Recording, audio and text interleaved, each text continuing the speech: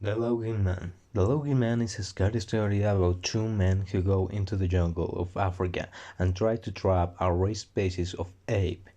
It is based on an old horror comic that appeared in Creepy number 95. There was a doctor who worked in a remote village in Africa. He was the only white person for miles, and he had spent half his life taking care of the local villagers, providing them with medical care and medicine. One day, a white man stumbled into the village. He could barely walk, but he was lowing like a maniac. His clothes were tattered and torn, and his hands and knees were covered in blood. His eyes were wild, and he looked exhausted. It seemed like he was out of his mind. The doctor gave him some water and tended to his wounds, but the man couldn't stop laughing, started and put him to bed so he could get some rest.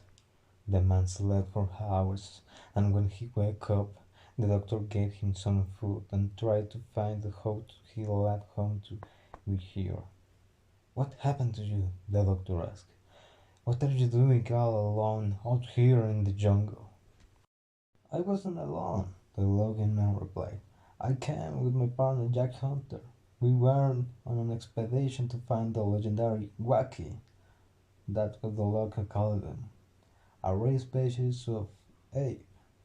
The African says they're intelligent apes, almost as intelligent as a human, maybe even more intelligent.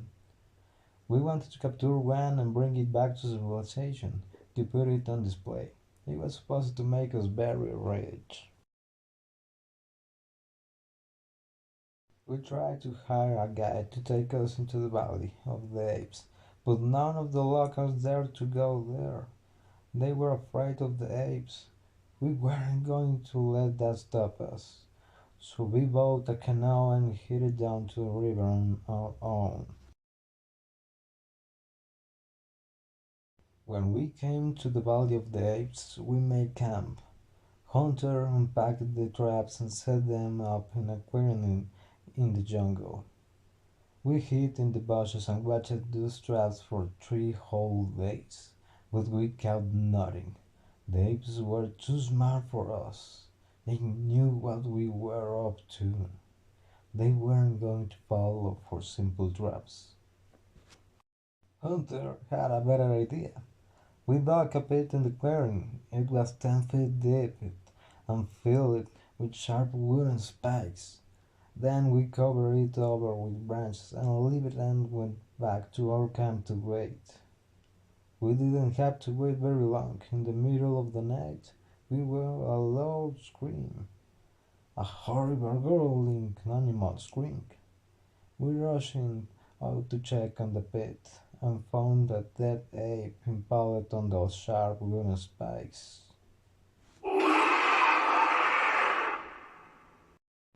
We dragged the corpse out and laid it on the ground. We had what we came for, a dead ape, and I wanted to go home. Hunter had other ideas. He wanted to capture a live one.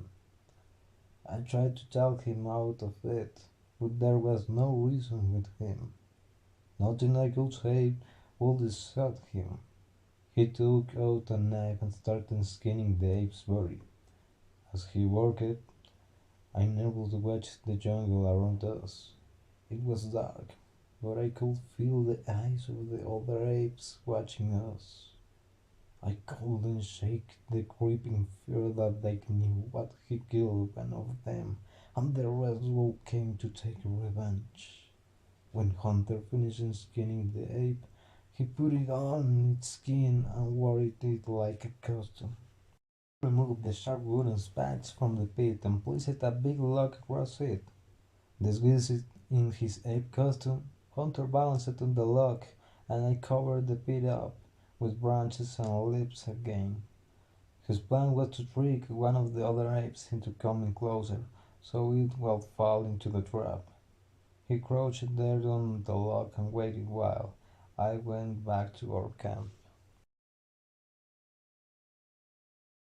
It was almost down, and I was just about to doze off when I heard the scream.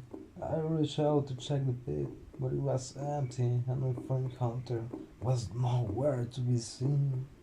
I called out his name, but there was no reply. I searched for hours, but I could find no trace of him. I was about to give up hope when I spotted a figure in the jungle. It was Hunter.